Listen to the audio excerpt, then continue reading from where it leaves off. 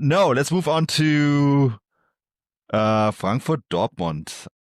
What a way to start the second half of the season. I mean, 6 goals. If you watched Arsenal against Liverpool the day before and hadn't scratched out your eyes, you still had the ability to see after that game. You were treated to 6 goals in an incredible festival of a football game.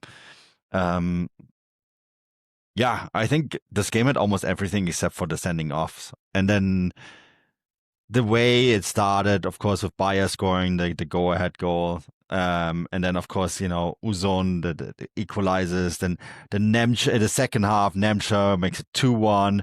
And then Ebno Talib, the guy who they signed from Elversberg, right, from 9 million euros, who grew up in Frankfurt, who had to go through the lower divisions of German football to make it back to the Bundesliga. A fan of Eintracht Frankfurt, the homeboy, and he scores in his first game to make it 2-2. And what a goal it was, too. And the roar in the stadium, I mean, I could hear it halfway around the world. It was an incredible feeling. And then Dahoud makes it 3-2. And then Chukwuemeka, in the very dying moments of the game, makes it 3-3. This Friday game, yeah, just absolute spectacle. Unfortunately, it doesn't really help either one of these teams. It was great for us, the neutrals. I think everyone who watched it and tuned in thought it was great. I had a blast watching it. I am neither a Dortmund or Frankfurt supporter. I don't think there's going to be a title race anyway. So when I watch a game as a neutral now, I just want a spectacle and I want lots of goals. And for me, this game delivered, Stefan. Yeah, for no doubt. I just kind of got my words mixed up. I was trying to say for sure and no doubt at the same time. Yeah, it was fantastic. Look, the Friday night games in the Bundesliga are always chaotic. I haven't looked up the stats to it, but there's always goals. I mean, there's always goals in every Bundesliga game, but the Friday night games are always wild to begin with. And, Frankfurt don't really care about defending, so they were also going to throw everything in the kitchen sink at this game. And that's exactly what they did. And I thought it was an interesting game because I think it showed the quality and the limitations of both teams. As you said, there were some outstanding performances throughout the match. You kind of mentioned Ibn Talib. This is the player that we kind of tipped actually at the start of the season. We kind of talked about the Frankfurt signings, and it'd be really interesting to see how he kind of cracks on now. He scored a great goal. I thought he was really useful throughout the game. I thought Chan Ozun was outstanding this game again. He'd kind of gone a wee bit off the boil after a really good start to the first half of the season. And I know he scored a penalty, but I thought in open play he was tremendous. I thought Brown was great on that left wing, constantly causing issues for Rierson and Sula. And, I thought Frankfurt matched Dortmund man for man. And I think probably... if I'm trying to see who, because as you say, a point doesn't really doesn't really suit either team. But I think if I had to kind of come down on and say which team played better and which team played worse, I would say Frankfurt probably were the better team to a certain extent. Only because Dortmund had kind of large spells this game where they did kind of dominate. And what I found really interesting was that they really struggled to control the game throughout. They had patches of control, and then for some reason they had patches where they would just sit back, they would sit deep and almost entice Frankfurt back into the game. And it's really interesting because Niko Kovac has talked a lot about how when he came to the club, one of the first things he wanted to fix was the fitness of the players and how their preparations for games and how they see out matches and because Kovac, like the kind of crux of his managerial philosophy, I would say, is fitness. It is running very hard. It is being physically dominant. And you can't do that unless you're the stronger, fitter, faster team. And, I think it was really interesting that Dortmund struggled to show that for 90 minutes and they kept letting Frankfurt back into the match.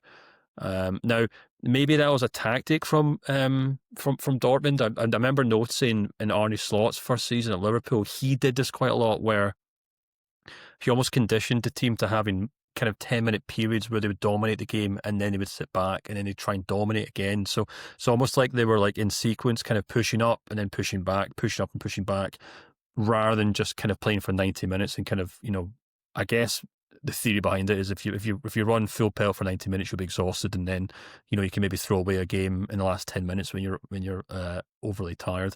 But I feel like in this game it kind of played against Dortmund entirely, and allowed Frankfurt to get in. And much like Stuttgart, Frankfurt maybe not their best, but they still have some outstanding players in that team. Uzon was a perfect example of that, who I thought was outstanding. And yeah, I think, absolutely good for their point. I think the other thing I'd also add, and this is something I was definitely noticing throughout the match, this Dortmund team just aren't very good, Manu.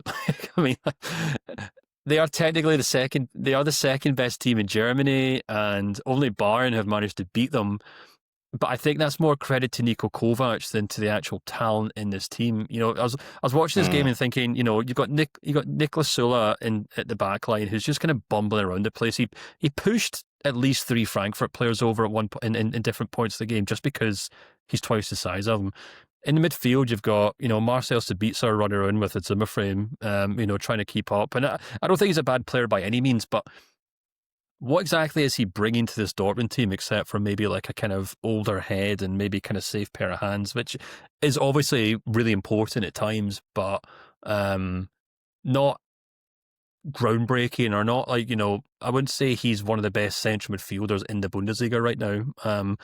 And then up front, you've kind of got this kind of mangled mess of kind of half fit, half informed players, whether that's, Julian Brandt, who I thought was very quiet, but the most obvious one is still Serhou Guirassy, who continues to revert back to the mean, and by that I mean pre-Stuttgart goal-scoring form, or pre-breakout season form at Stuttgart. If you look over his entire career, and I wrote a newsletter on this not that long ago explaining it, he's not a particularly accomplished goal scorer. Over and above, and by that I really do mean, like, if you take his entire career, not just that kind of purple vein of form, Stuttgart, and then see his first season at Dortmund. He's really struggling up front. He's not linking up with Dortmund players. He's hitting shots when he should be making 1-2s or through balls. And I just kind of feel, Manu, that this Dortmund team is just really struggling. And then you look at who they've brought on to kind of win the day, and it's Fabio Silva, who, fair play to him, he puts a shift in, and he is a smart, nifty player, but he's a work in progress. He's not the finished product. Adeyemi, obviously has had his moments, but obviously has just as many detractors as well because of his inconsistency. And then Emre Can comes on and gets nutmegged for either the third or fourth, I think it's the second or third Frankfurt game goal, who looks like, a bull in a china shop every time Frankfurt kind of run into the box. So, and then Chukwuemeka as well, who, as we've talked about at length, can be very good and very useful, but is also a player who will never be fit enough for a full season. So it just feels like a team that's full of compromises throughout the side. And in a roundabout way, maybe that's a backhanded compliment to Kovac, that he's still managed to get them playing to an extent that they are the second best team in Germany. And, Frankfurt's not an easy place to go at the best of times. So fair play if they're able to take a point from that and reconsider that disappointment. But I don't know, I just feel like, and this is always a frustration with Dortmund, we as neutrals and fans of the league look at that Dortmund team and think that's not good enough. But the board probably think, well, it's good enough to get them top 4, so who cares? And they'll just kind of continue struggling on. But we'll need to see what happens in the coming weeks if they do sign players, but I'm not really holding my breath. No, the big problem at the moment is that the Bundesliga title is decided, right? And then there's so many teams that are in different stages of a rebuild, whether it's your Leipzig, your Leverkusen, or Stuttgart, that what Dortmund have at the moment is probably good enough to finish in the top 4. I think where I would be worried as a Dortmund fan is what's the vision going forward, right? Is what you're building this year good enough to take advantage of maybe a for whatever reason, poor Bayern Munich season, right? Are you going to be at the same level than a Leverkusen or Leipzig who have gone great lengths to make the teams younger, more attractive, faster? Of course, flawed as well because of the age that they have targeted as their players. But when you look at the player potential in Leverkusen or Leipzig, and I said this already on the show earlier this week, that this Leverkusen team is really good. When they work out those small kinks in that squad, they're going to be once again challenging Bayern Munich for a title. What they're doing in Leipzig at the moment, the player pool that they have, with the young, very attractive players and technically gifted players, fast players that can that in every situation can put stress on an opponent, is something that you don't see at Dortmund. And equally the team that they played, Frankfurt, they're in a rebuilding stage. Sooner or later, they're going to realize that Carlos Santos isn't the number one goalkeeper. Sooner or later, they're going to realize that they need to sign some defenders, and then they're going to be better than Dortmund as well, right? Stuttgart have an amazing head coach. The players that they have attracted this season to play there are very good. And so if you are Dortmund at the moment, you are looking you're looking around you, and if I'm a fan, I would be wondering, what is the plan? What is the plan to learn from this season and go into next season and say, hey, like, not only are we going to try to challenge Bayern Munich for a title, Stuttgart have come out and said, we're not going. This was this week. Wolgemuth, the sporting director, has said, of course our plan is to win the Bundesliga title again. I don't hear anything like that from Dortmund. No, you never will. And we've both been at media events where you sit down with the board members and CEOs and stuff like that in these conference rooms, and you ask, and they say, that's not our job. That's not our job. And it is frustrating. And look, we have this conversation every time Dortmund trip up points and turns into a whole kind of soul searching exercise for the club. But my concern is that, yes, the club don't spend money in the transfer window because they're basically hoping that the bare minimum will be enough to get them to stay in the top four, to keep them in the Champions League, keep making money. And that's really all that matters. But I do worry that, and when you do kind of look at the comments online, which admittedly is never a fair reflection of what's going on in the stadium, but if there is kind of a growing pressure with Niko Kovac, I would be worried that the club might be tempted to kind of say, well, that's a quick fix. And then what you find is you get, you kind of get this situation where they'll hire someone else in the summer. They'll hire, I can't even think of someone, right? They'll hire some kind of mid-table Bundesliga head coach, and we'll be back here. They'd do a lot better. They could do a lot worse than Oliver Glasner. I don't think he'd go to Dortmund, to be honest. But whoever it is, we'll be back here in 12 months' time discussing how they also can get the best of Julian Brandt and how they also are struggling with, Emre Can's brain farts in defence. A few comments about the game, obviously. The Jong says Dortmund are currently behind the curve when it comes to recruitment, which I think is absolutely spot on. Manu just made that point a moment ago, but yeah, you're absolutely right. They've kind of, I don't know, it doesn't feel to me like there's a kind of joint up thinking, which is understandable because they've had a lot of managerial changes in the last kind of couple of years. And someone just says maybe Thomas Frank. That's not a bad shout. It's not Mitch. I've got a feeling he might be looking for a new job soon. Although what I would say about Thomas Frank is that I think, if I'm not mistaken, he's maybe the third or fourth most highly paid head coaches in the Premier League. And I wouldn't be surprised if when Tottenham do sack him, they'll put him on gardening leave, which would mean that Dortmund would have to pay out that contract to hire him, which they will not pay for. So unfortunately, I don't foresee that one happening anytime soon. Even if he does technically get sacked, he'll still be on the payroll at Tottenham for a couple of years. Although Bundesliga coaches make a lot of money. Yeah, Like, I know, but like what I mean is Dortmund might have to literally pay like 5 or 10 million euros to get him, which I just don't see Dortmund maybe doing.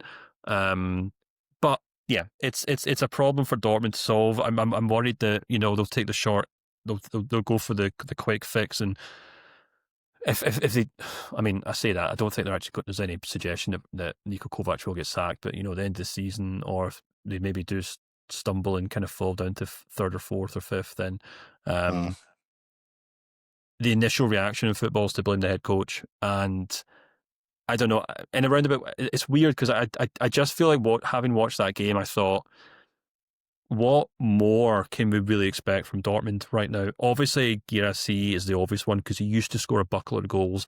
Now he's not scoring a buckload of goals, and that could just be simply down to age or whatever else. Maybe Adeyemi could be doing better, but equally, has anyone ever managed to get a consistent tune out of Adeyemi? No, I don't think so. Julian Brandt, again, how many head coaches have we now got through with Dortmund who can't get Julian Brandt into the world-class player they thought they were signed 10 years ago or something? Maybe Gregor Kobel should be doing better in goals. I don't know, but we're talking a lot. It's almost like getting blood out of a stone at this point, and yeah. eventually you have to kind of accept that the players that Kovac is working with maybe aren't good enough to. Well, they are good enough to maybe get them second or third, but they're nowhere near good enough to do what a lot of people want Dortmund to do, I would say. Yeah. I also think that, the criticism, like, what is Niko Kovac supposed to do, with this player mass? And there's a really good interview. I want to shout it out and don't dive into it too deeply because I think you people should go read it because he's an excellent writer. Sepp Stafford Bloor just did a big interview of Niko Kovac for The Athletic. And I do think that Kovac was dealt a really hard hand at times. So yeah. Yeah.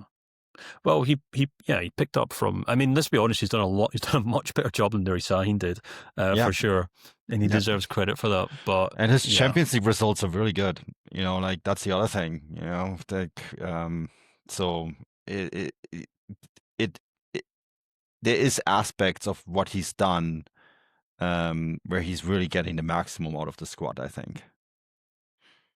Yeah, for sure. But we'll just need to kind of see how far that takes him this season, whether that's enough for Dortmund fans, I suppose. Harmless Ted asks, what happened to Guirassy? He mentioned this during the Dortmund chat. And like I said, I would say, Ted, go have a look at the newsletter I wrote. Just to kind of summarize it briefly, I would say he overperformed his XG in that kind of that season, that breakout season at Stuttgart, wildly.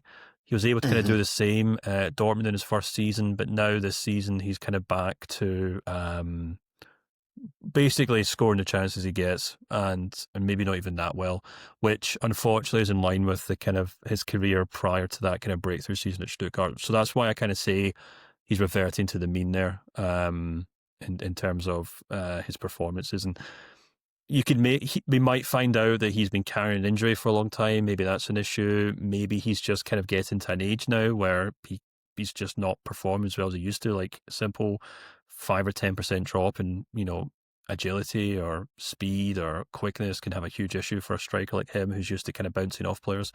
But yeah, that's my 2 cents there, Manu, on Guirassy. Yeah, and I mean, just to add to this, and I think I mentioned at the time when he had his he did that half season at Stuttgart where Hoeneß took over and saved the club. He scored 11 goals in 22 games, and that was the highest goal output he ever had in a top flight, right? Dating back to his stint in France, but also the period where he played for Köln in the Bundesliga prior to that.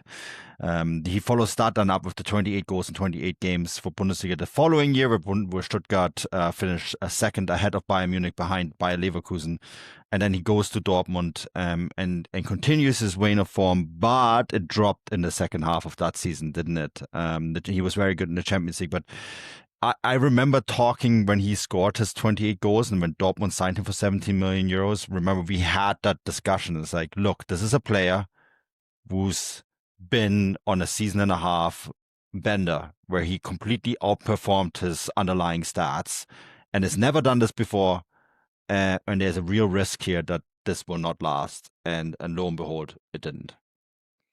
Yeah, I mean, I think Guirassy as best was a good Bundesliga striker, but I've never really thought of him as anything higher than that. He's a Nicholas Füllkrug. He's he's an Anthony Modeste. He's one of those. He's that quality of player, I would say, which can be very useful to Dortmund for a while. But we're not talking about Erling Haaland here. We're not talking about Aubameyang. We're not talking about really good strikers that they've had in the past. So I don't think they should be. I don't think they should hide away from the fact that they probably do need to sign a big number 9. If they were a series club, they'd be doing it this month, but I fear Dortmund aren't. So I don't think we'll see any kind of major movement there, maybe until the summer. But they're going to get bitten so hard by the fact that they didn't go in for Ibn Talib. yeah. You know, you just know that he's going to be a top striker in the Bundesliga.